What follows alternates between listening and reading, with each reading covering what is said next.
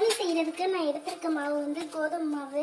இதில் வந்து மஞ்சள், உப்பு தேவையான அளவு, எண்ணெய் ஊற்றி நல்லா பிசைஞ்சு நல்லா அப்படி மாவை நல்லா இந்த கன்சிஸ்டன்சிக்கு அப்படியே கையில் இருந்து அப்படி தொட்டாவே சாஃப்டாக அப்படி விழுகணும். அந்த மாதிரி பிசைஞ்சு எடுத்துக்கணும். இப்போ வந்து போலி செய்கிறதுக்கு கையில் நல்லா எண்ணெய் தொட்டுக்கோங்க.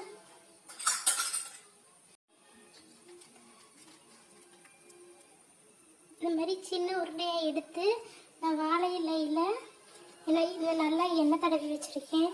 இப்போ வந்து இதை நல்லா உருட்டி இப்படி நல்லா கையை வச்சு அமுக்கணும்.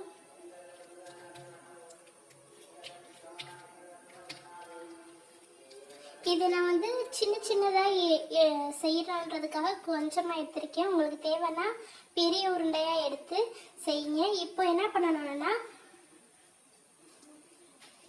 இந்த மாதிரி இனிப்பு உருண்டையை உருட்டி வச்சுருக்கோம்ல, அதை எடுத்து நல்லா அப்படி எல்லா சைடும் படுற மாதிரி அப்படியே இது பண்ணிவிட்டு இந்த பேலன்ஸ் இருக்க மாவை அப்படியே எடுத்துடணும்.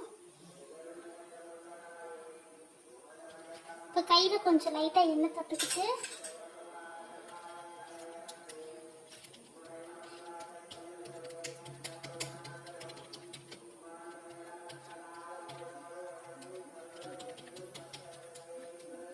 இந்த மாதிரி உங்களுக்கு மெல்லிசா வேணும்னாலும் செஞ்சுக்கலாம். இல்லை வந்து கொஞ்சம் அடர்த்தியாக வேணும், திக்காக வேணும் அப்படின்னாலும் நீங்கள் வந்து செஞ்சுக்கலாம். எடுத்து இப்படி போட்டுக்கலாம். உங்களுக்கு வேணும்னா நெய் கூட சேர்த்து சுட்டுக்கலாம்.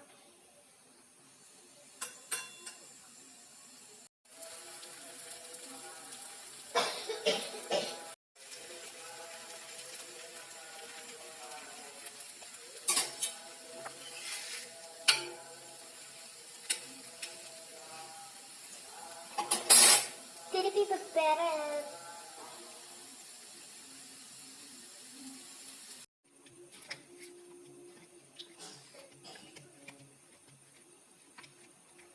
இந்த மாதிரி நல்லா தட்டி எடுத்துக்கிட்டு இதில் வந்து இப்போ நம்ம இனிப்பு வைக்க போகிறோம்.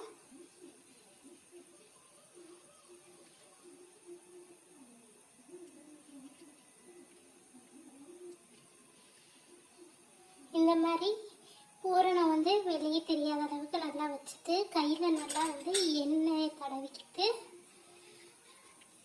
இதை வந்து என்ன பண்ணலாம், பின்னாடி திருப்பி இப்படி வச்சு நல்லா இப்படி அமைக்கி விடுங்க. உங்களுக்கு வந்து வாழை இலை கிடைக்கலைன்னா பிளாஸ்டிக் கவர் நல்ல கவராக எடுத்து அதை நல்லா வாஷ் பண்ணிவிட்டு நீங்கள் வந்து யூஸ் பண்ணிக்கோங்க.